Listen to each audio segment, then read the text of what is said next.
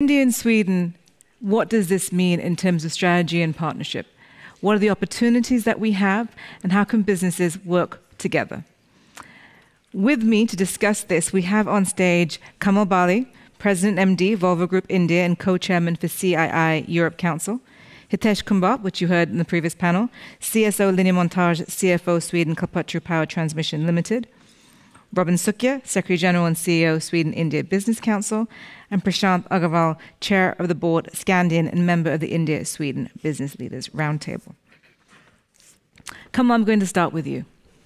We heard Volvo this morning, and Martin was very optimistic about how to go forward, and also very bullish on how to go forward. But with the work and the transition we've seen in the last 2 years, you are living the global turbulence firsthand. You have been a supplier working with India, Sweden, and globally. What does this mean for you in terms of moving towards regionalization, reshoring, proximity to customers? What has Volvo been doing in the last 2 years as a result of some of the challenges that you've been facing? Yeah, thank you. Good morning, good afternoon, everyone. Thank you, Arati, for having us here. Well, let me start by saying that the world is, of course, we all know, is going through unprecedented shifts, unpredictability, and all that stuff which we have never seen in the last probably 180 odd years, since the World War II. So I think if I were to put in context what we have been noticing, Arati, I think 5 major shifts, seismic shifts, I would say, which we are seeing. I think the first one is very, very clearly the end of global economic a world which is going to be economically global. So I think that's going to be the first very, very clear thing. There are pockets. The second is return of big power conflicts. We see this all over the world. So therefore, there's a lot of fragmentation of the world. Multipolarity is happening. And all this is leading to business formations in a very, very big way. The third, of course, is the emergence of AI and digital business models, which is going to change everything. And the fourth, very, very clearly, is climate change, growing inequities, and therefore tremendous focus on sustainability and energy transition. So I think that's the fourth.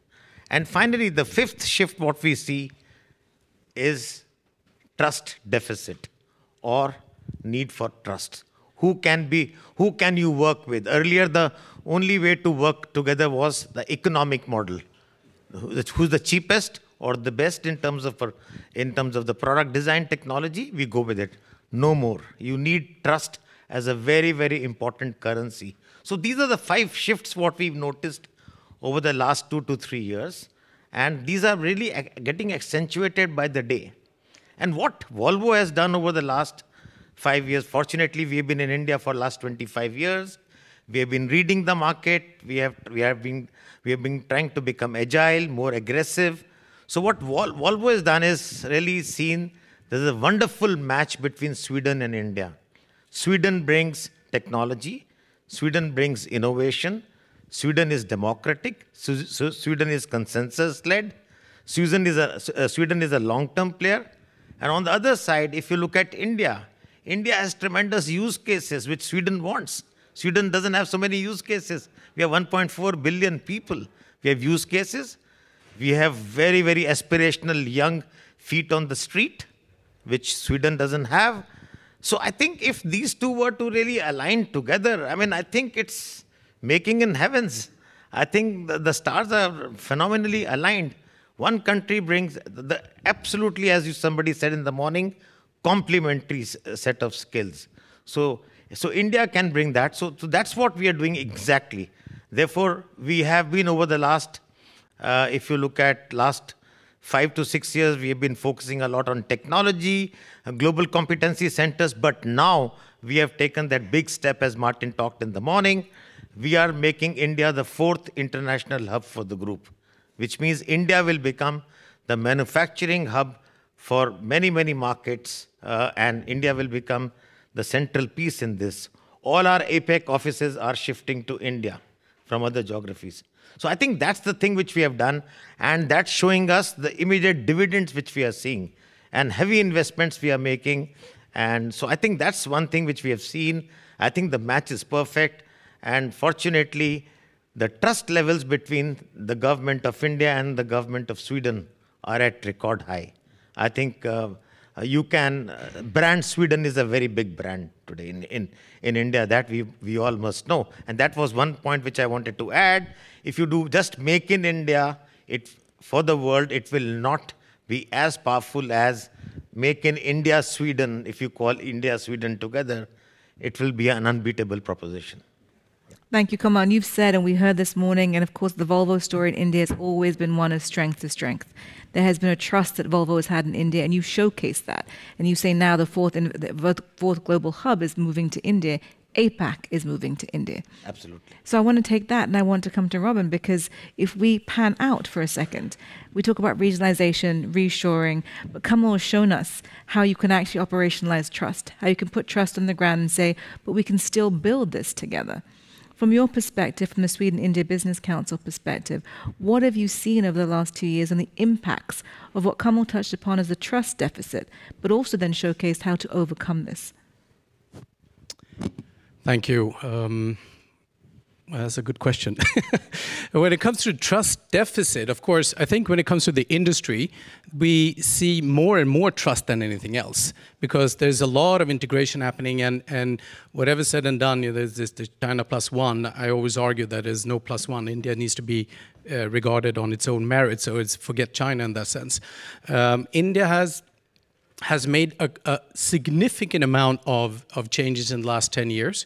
But I think it's not until now that we see that the industry is actually moving and pouring in money into India. And the industries which are already there, like Volvo's and others, they are increasing their competitiveness, they're increasing their amount of spending in India a lot more than maybe new players. New players are the second part coming in. It's like the second wave coming in. And by doing business with each other, and I think with the FTA coming into place, we will see this trust deficit, which still is there, maybe not on a political level, but more on a business level. Well, it's a walking elephant, or is it the running elephant, right? But now we should never look at it that. It's going on at a steady pace, which means predictability. And predictability is something we want in business. You really want predictability. So the more companies that are actually traveling to India and Indian companies traveling here, it's a two-way street. We need the Indian companies to come to Sweden as well, so we can see the quality, we can see the brain power, we can see the technology issues. Just look at life science. There's a reason why there's a life science breakout session here, because life science is a growing market globally, I think, with Indian technology as well. Recently, you may have seen in Svenska Dagbladet, I think it was half a year ago, we were so happy that, St. Göran started using X-rays or AI to monitor X-rays to see if there's cancer in lungs, right? We saw that in, I think, 2017 in some of the universities in India already. So why? Because the volume is there.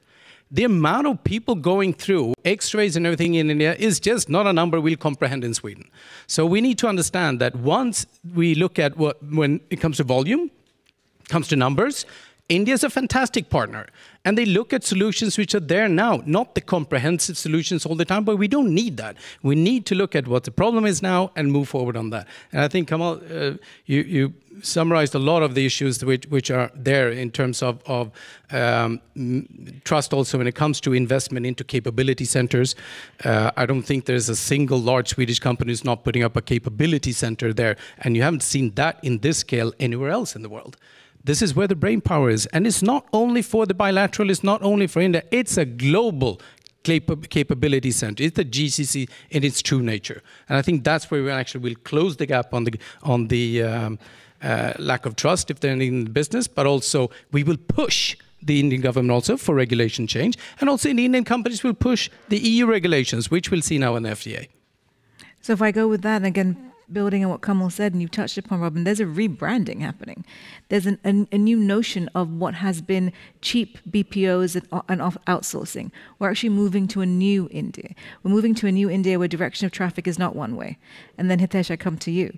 You touched upon it in the previous panel, but I want to ask you about this rebranding. You came here on an acquisition that you made in Sweden. And of course, that rebrands the discussion to begin with. What is this new India?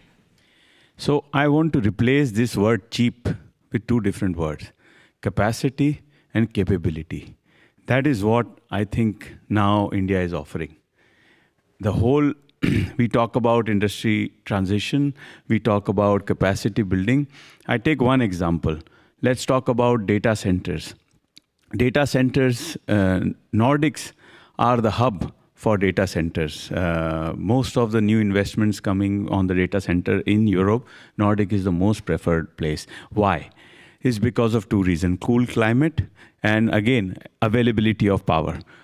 I was talking about this problem just before, but it is still the same problem that to build these data center, you need tremendous amount of capacity in some terms of construction capacity and in terms of engineering capacity. You also need the capability, which is engineering capability. There are hardly any new engineers coming up in Sweden. Sweden needs about 8,000 engineers today. But the universities perhaps do not have 8,000 engineers today. Maybe in future, but then the demand goes up. And that's where India comes in. So ignore the word cheap.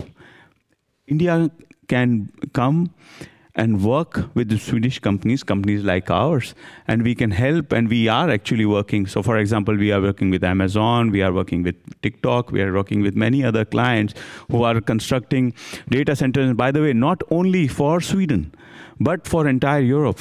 So capability and capacity from India, brand and trust of Sweden, and then the product can be delivered to the whole Nordics, Norway, Denmark, maybe other parts of Europe. That's what is partnership. That is what is partnership, exactly. Prashant, I want to come to you because, of course, now we've heard for some global names. We've heard from big players. And, of course, to make this equitable, to make this transition accessible to all, it has to be also accessible to SMEs, to startups, to get access to capital flow, capital markets, investment. What are those barriers, again, in this time of transition that have changed for new stakeholders, new conversations that are starting to happen between SMEs, startups, and, of course, big names? What are they looking to now? What are they asking for as we move forward? I mean, first of all, good afternoon, everyone. There's a lot which is happening in the new geopolitical ecosystem over here. There's a lot of demand from both sides in terms of what people are looking for. I mean, one thing what people are looking for is how do we compete in this changing market? How do we come closer to our end users or our end markets?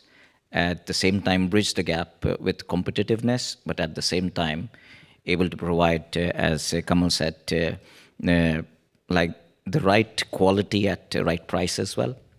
And from that perspective, I would say that when we look at Sweden, Sweden has a lot to offer when it comes to global market. Sweden is a leader. I mean, as this name itself goes, Sweden India Innovation Day, Sweden is one of the leading innovation countries in the world. And SMEs or any kind of market would look at new innovative technologies from the perspective of addressing new issues, new changes, which the world is facing today. But at the same time, I mean, let's look at also on the other side, what Sweden has in addition to innovation. Sweden also has, I mean, a lot of fantastic things when it comes to green technologies, when it comes to sustainability. These are some of key important things what even the global market needs. But now when coming to India, historically, if you look at India, India was, as Hitesh was referring, the word cheap. Historically, India was known as a low-cost or a low-cost manufacturing hub or a low-cost manufacturing country. But that narrative is pretty old today. India has moved up in the value chain with advanced engineering, with skilled engineers, with a lot of innovation technology also coming from there, pharmaceutical and design capabilities, which is all being exported worldwide today. So a combination of the two is something what is very important in order to bridge this gap, what the new market requires. And that is what we need to encash upon when we look at what are Sweden's strengths is sustainability as well as innovation. Combine it together with India's scale, what India has to offer, India's engineering talent, and the price competitiveness. And if we have that two combined together, that is what the market or the world requires, where we are closer to our market. At the same time, we are very competitive. I would often say that we need to institutionalize the entire supply chain rather than looking at it from a mere transaction perspective. And people would say what exactly that would mean. And that would also mean that we need to co-locate R&D and manufacturing in India with Sweden's capabilities and Sweden's innovation and Sweden's most advanced technologies. We also need to co-develop standards for green as well as digital technologies.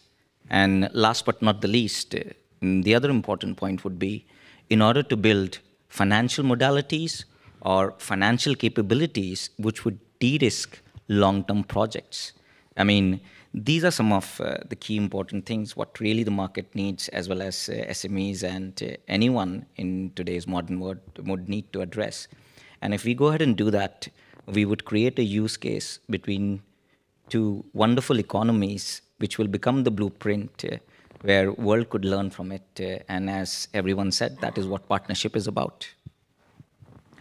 Prashant, thank you so much. And of course, you are a member of the India-Sweden Business Leaders Alliance Roundtable and also part of SIBC. So I want to ask you, Robin, how do we work with these different stakeholders? Now, we touched upon SMEs, but Prashant gave us a lot of different ways in which we can rebrand the India story. And that, I like to take what you said, co-locate and co-develop. Now, when we're working with members across the corridor, how does SIBC take those discussions forward with the members that you work with? I think first of all, seeing is believing. I'll go back to that. We need to meet more of the different, sharing, dare to share. We need to meet between these organizations who are doing something and share knowledge. There's a lot of lack in the system right now of sharing knowledge. There's a lot, and I think many of it also is because everybody have their own budgets. They want to ensure that they have their own budget, and which means that daring to share becomes basically nothing. Then there are a few areas where there is a more sharing possibility. And I think the Swedish Foreign Ministry is actually running a very, very good program there to get everyone in the room of the authorities actually and the agencies there where we also then get to participate and where we share everything that's going on, and there you can pick up things that are happening, but it's not out with the companies. So in order to reach that more, I think we need to, this word democratize it in a little bit, outside this is a great forum for that, what I was mentioning with the Foreign Ministry, but also what's happening in the regions, what's happening in Business Region Gothenburg, what's happening in the South region, the North region, and see what are they doing, because otherwise it becomes silos everywhere. And as we continue to work in silos, and yes, we always talk about Sweden being a small country. We're not a small country. The definition of a small country is few people and small area. We have a huge area and massive companies. We only have a few people, but that's got nothing to do with it. So I'll come back to that. We need to ensure then, and that's a problem, because we need then to ensure that what's happening in the space industry, which is a lot in North, even though it's in Gothenburg and other areas as well, but some of these could actually take point lead that we're great in this. The Gothenburg region can take lead in industry development and innovation. And I think Stockholm region could probably take in the software area and the fintech and the gaming industry, and South could be pharma and others. So we need to identify a few organizations, not make it too complicated, and start maybe inviting them to this forum and getting them involved in this as well to see. So, because right now there's a lot of, I think what we have thought of the last 10 years, and it's been perfect, it's been good. We need now to take the next step. How do we involve the different regions, and they can invite their companies so we get to know what they're doing as well. So I think that's one of the major problems that we're seeing. In terms of this anchor industries. Anchor industries as well, yeah, of course, yeah. No, but I'd like to come to Kamal to actually get your reflections, because what Robin is talking about is rebranding. We need to not look at Sweden as small, but when it comes to global competitiveness, we have to map it and see where the opportunities are, where the expertise is, and not duplicate efforts with partners. Now, when you speak today, you speak as Volvo, but you're also leading the CAI Europe division. And you understand, I think Hitesh touched upon this as well, and when it comes to Sweden, there's a lack of engineers on the ground. We have use cases in India, we have the demographic dividend, we have digital scale. What do you see as the key levers that we need to take when we map these supply gaps? When we look at how do we build this global competitiveness between Sweden and India, what are those key levers that we need to be looking at?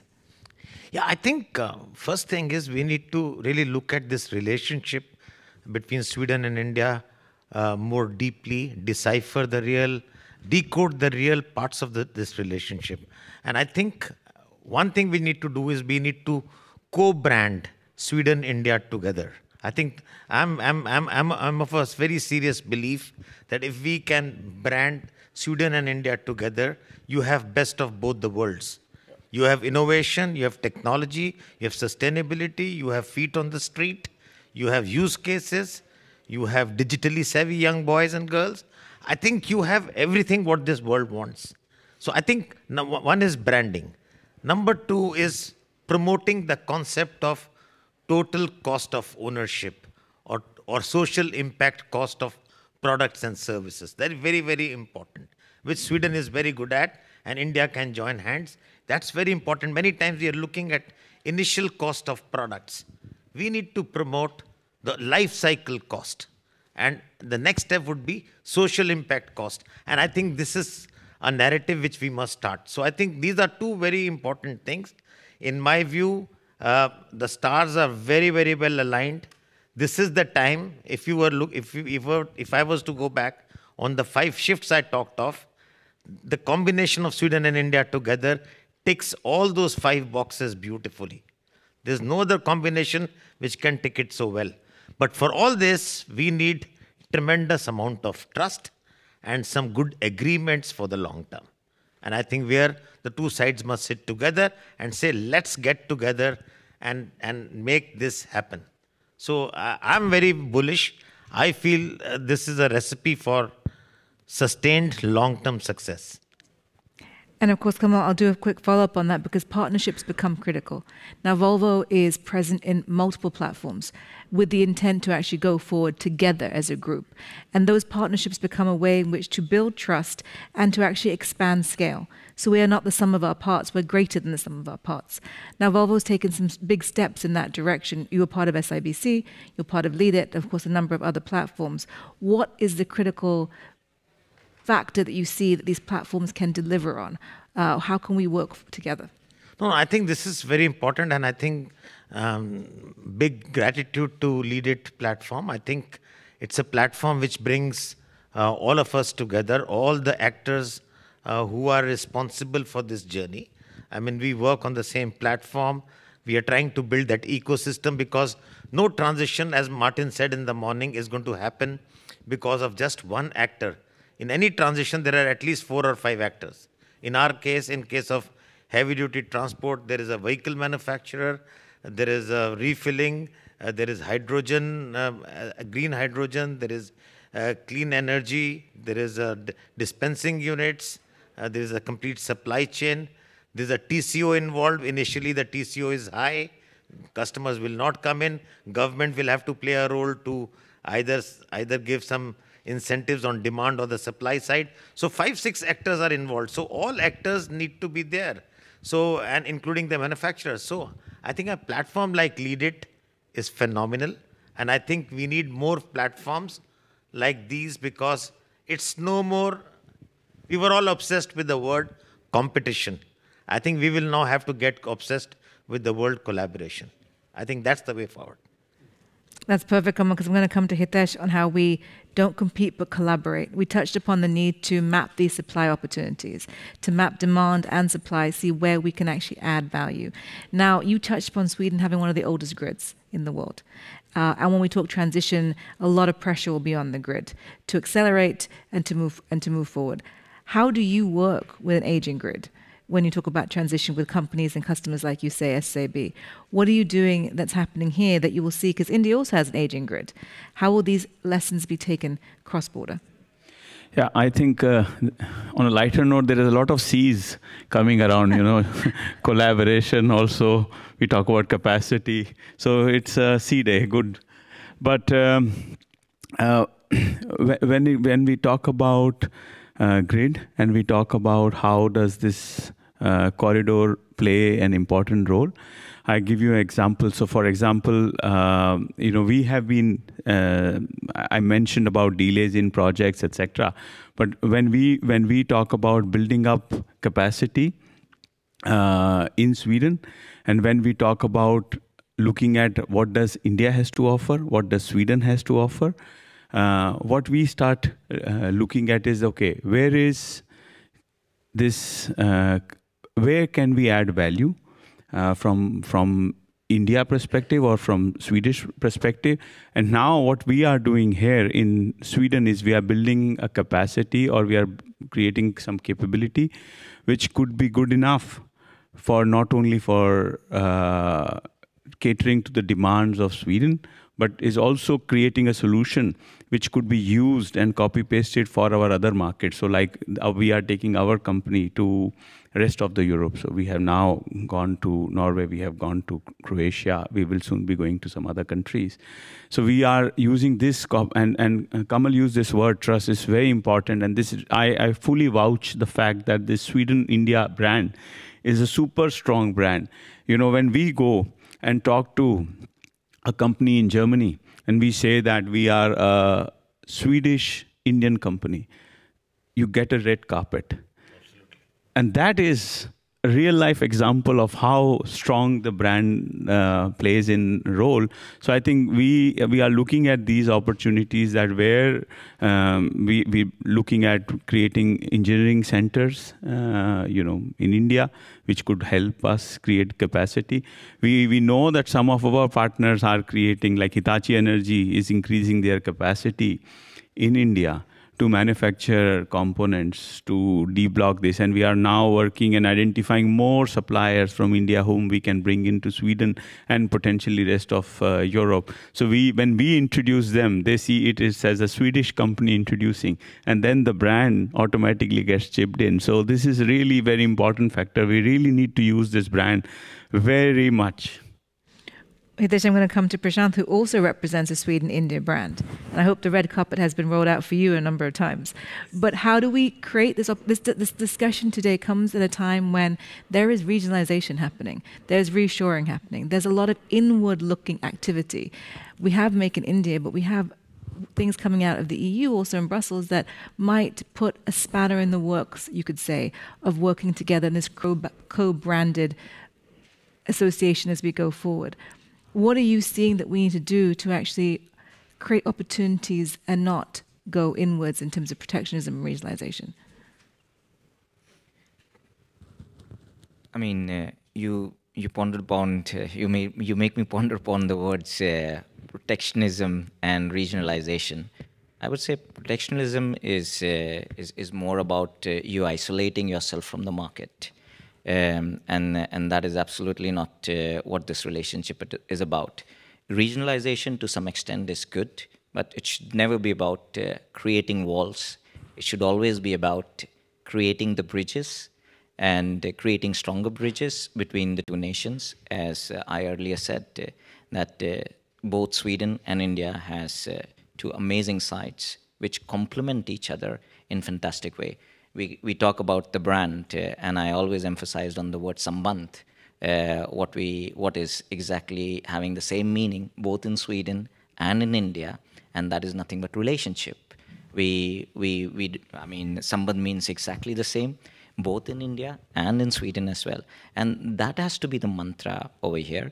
But now coming to like regionalization, here what we are looking at is more of a partnership, more of a samband between the two countries, and which needs to focus on few critical areas, and that is about trying to create an ecosystem where we have some kind of mutual standards which is created, which will increase the inflow and outflow of goods and services, then coming to some kind of joint agreements between the two countries. And the classic example is the ongoing discussion of the FTA. That definitely needs to come into picture. If we are able to conclude that by the end of this year, this will have a significant impact on the two countries' economies. But we together I mean, both Sweden and India, is going to disrupt quite a lot of the economic barriers in the global world. As I earlier said, that we are here, we could create a blueprint of a new trade platform, which will be a testimony. And this testimony is just not in terms of a word. You look at the recent numbers, the bilateral trade between Sweden and India in 2024, I was just reading the numbers, is 6.96 billion US dollars, both in terms of goods as well as services. And just from Sweden, the export of goods to India is 17 billion SEK, which is also a quite fantastic number. Now, this trade is also a testimony that both countries rely on each other as trusted partners, which can stand its ground even in rough waters, and we can rely on each other's capabilities when it comes to that. And last but not the least, I mean, most important thing is also about co-developing or moving these R&D facilities also in India with manufacturing capabilities of Sweden, because then we are not just investing into a mere manufacturing plant or something, we are also investing in sustainable and competitive workforce. That is what we need to focus upon. And as I said, that let us look at this entire supply chain beyond transaction. This is not just about a mere transaction between India and Sweden. This is about building a partnership, a competitive platform where we could go ahead and thrive to be two best economies, where we complement each other in the best possible ways. Prashant, you used the word samband. And of course, Kamal also sits here as the chair of the Swedish Chamber of Commerce in India. Now, samband is trust. Samband is working together to build something. And I love, Prashant, that you've used the word co-locate, co-engage, co-develop, but also the importance of R&D in this discussion, the importance of sharing R&D results across the corridor. Now, that's something that Volvo is doing, but also the Chamber of Commerce, for example, is doing with the partners that you bring together, and of course, CII. In this new wave of industrial progress going forward, we talked this afternoon about moving beyond, for example, COP30, moving beyond some of the blueprint mechanisms, calendar markings that we have of these are the report cards that will be delivered, then everything potentially stops after that. But it cannot. Business has to continue. And we have this new wave of business that's developing in a very turbulent time. Kamal, you wear a number of different hats here, so you can speak for India and Sweden. But from Volvo's perspective, and from CI's perspective, what do you need to see for us to actually unlock the potential of this new wave going forward? So I think many things. I mean, we have talked all the goody stuff. We've talked about the potential to really take it to a different level, trust being the core thing, co-branding. But I think there are a number of, there is a flip side to it. And that flip side cannot be ignored, because that we need to fix that flip side. For instance, when you start partnering or collaborating, then a couple of more C's come into play. Conflicts start and challenges start. Because when two people are partnering for a long time and working together, you will obviously have conflicts. We are humans. So we need basically a framework on how to work. I think that's one. But I think on the Indian side, I can tell you a few things which need to be done, and we are talking very openly to the government, is the next generation reforms. India has done very well over the last 10 years in fixing some reforms, in fixing some of the rules, regulations, 42,000 compliances removed. But I think we have to go another 100,000 compliances which have to be trashed. So we have to go a long way. It's not as if it's going to happen in a jiffy. So there are a number of things which will have to be done. And India is, I think, like for instance, they've just shown that GST 2.0, just effective day before yesterday. I think our GST rates have gone down by 10 percentage points. Our inflation is already at a rock bottom of 1.5 percentage points. It'll go further down. So this is a very, very good story going on. But I think we have to usher in number of reforms like land. For instance, even today, it's a nightmare to buy land for a company. So it should be plug and play. I mean, if somebody wants to set up a factory in India I mean, he or she should not be worried about running around all over the place to get the land. Government should simply give him or her the land, plug and play, start from tomorrow. I think that is one. Labor reforms. They have come up with fantastic labor reforms. Instead of 32 different labor laws, only 4 codes, but it has not been implemented. It can't get implemented because we are a democracy. There are different unions. They are not ready. So I think all of those. So there are, I mean, I must let the audience know that while we have a very good plan, there are a number of things which we will have to go across. Remember, we are not a China. It's not a one man's rule.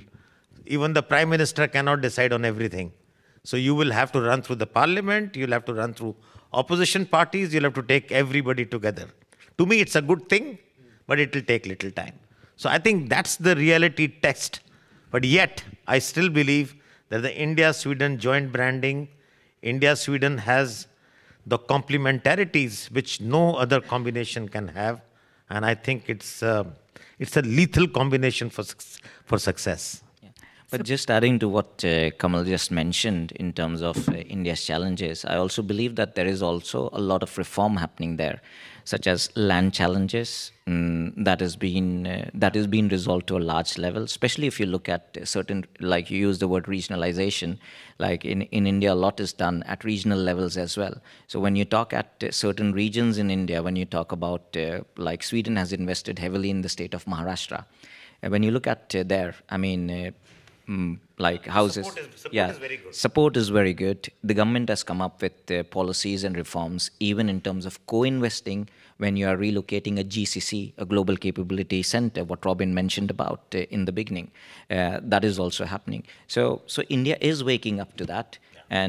But it doesn't happen automatically. Yes. It should happen as a matter of fact. Yes. Somebody has to intervene to get it done. 100%. So I think we need to bring it in our bloodstream that this is the way we are going to work, and it should be very automatic. It should be understood.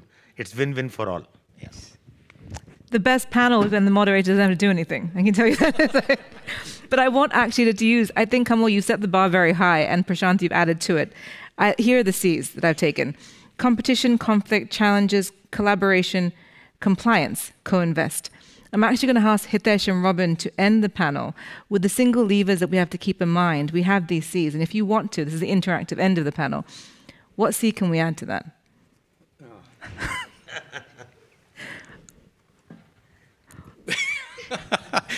What single lever should we be looking at? Another C? Okay, there's another. I'm itching to use a C over here.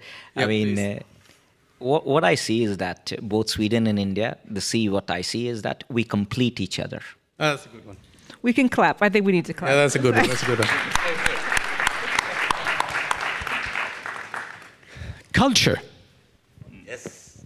I think that is something that bonds people and creates trust, creates knowledge, relationship, all about culture, food, traveling, and everything.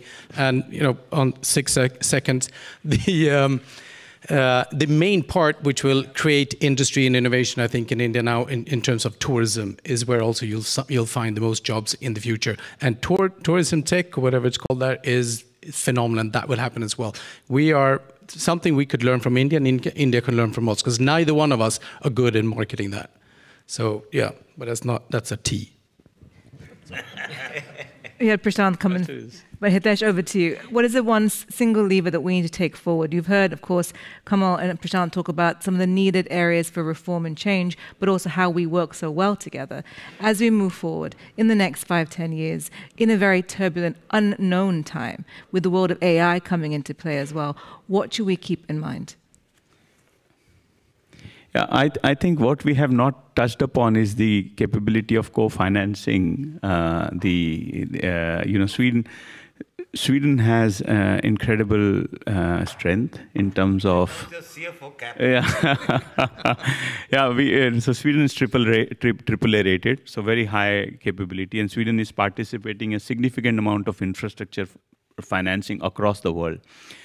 India brings in the capability of building that infrastructure globally. I used the word capacity and capability before as well. And this can be combined. Sweden has tried doing this with some other countries, for example, Turkey. This could be done with India as well. So Sweden and India can build infrastructure not only in respective countries, but across the world. And that could be the power of the co-financing here. Yeah. So very important.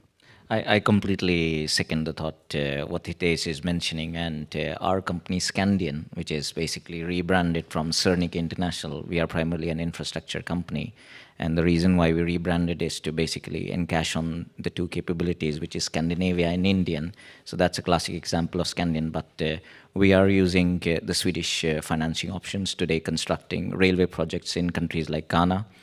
We have gone into Croatia as well. We are doing water projects in Ivory Coast. As well as hospitals in Guyana, and we are getting into port construction and many other things.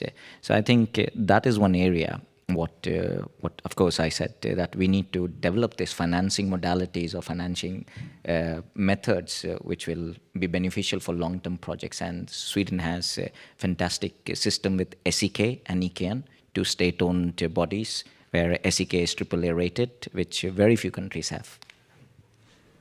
Thank you. See, Arati, Gothenburg is a very strong presentation here. You see, Volvo is Gothenburg. He's coming from Gothenburg. I am from Gothenburg. So you have to think about that. I visit Gothenburg.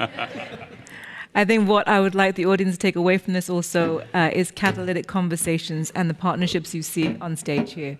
Please join me in giving our panelists a really warm hand of applause.